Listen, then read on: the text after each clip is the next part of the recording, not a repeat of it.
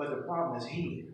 And so Jesus was dealt with the problem. And that's what we have to do when we have a problem. Sometimes Jesus deals with us first. Amen. Because the thing is, if you ain't got it right with you yet, the Lord will deal with you first, get you right first. Amen. And after you get right, then he gets you right, then he can help the problem that you have. Right. Because if he don't help, if he help the problem, then you ain't learn nothing. Right. So the thing is, he got to help, he got to work with you before he can work with that problem. Amen. And then then the second thing, look at how Jesus dealt with this sickness here. I look at the method, I've seen how Jesus, healed different people in different methods. It was different in the way he done things. He healed 2 other blind men by merely touching their eyes.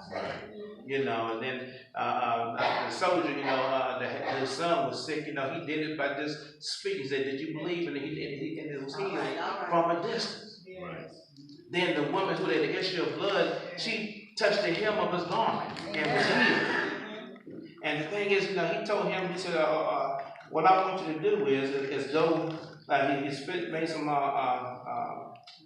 spit on the ground and anointed his eyes with the same. And told him to go wash in the salon. Now look at that thing. I said, well, Jesus, you could have healed him right then and right there. Well, what is it about this method that makes this so different that he had to do these different steps to get healed? And the thing is, and the Lord let me know that every person has a different problem, and every person is different. Amen.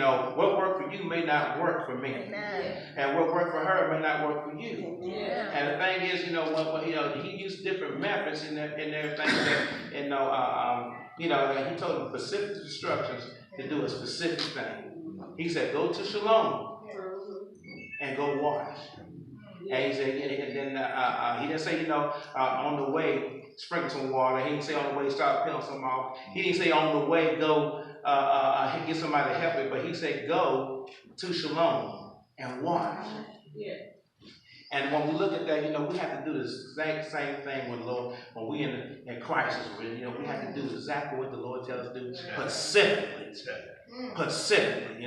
and that's a hard thing to do because a lot of times we like to compromise on this. Well, Lord, this don't make sense right here. Maybe I can do it this way, or tweak it a little bit this way. But the Lord give us specific directions and specific instructions for a specific reason. Yes. And so we have to do exactly what he says and everything, because when we compromise his thing, we miss the meaning of it, because like I said, when we look at the healing and look at the method, and then we say, well, we look at our own human logic doesn't go with God's will to you. Amen. My logic, my mind is not of the Lord, so the thing is, it's a whole different ballgame. Human logic never goes good with God's will. All right. So the thing is, whatever specific instruction he has for us to do, we have to do it that way. That way. Because the thing is, when we start looking too much into the method, we miss the meaning. All right. So the thing is, we have to keep the meaning of what God has us to do. Because the thing is, when we look at the meaning, then we say, well, Lord, thank you for letting me go through what I went through, and thank you for carrying me over, and let me carry me through what I'm going through, because now I know the meaning of what happened to me. I know why these things are happening to me. So the thing is, when we look at with how Jesus does this differently, and it's kind of hard sometimes, though. You see some people, who get healed just like that. Something happens, and you say, well, how did I get healed like that? And I'm still struggling with my stuff, And it's hard.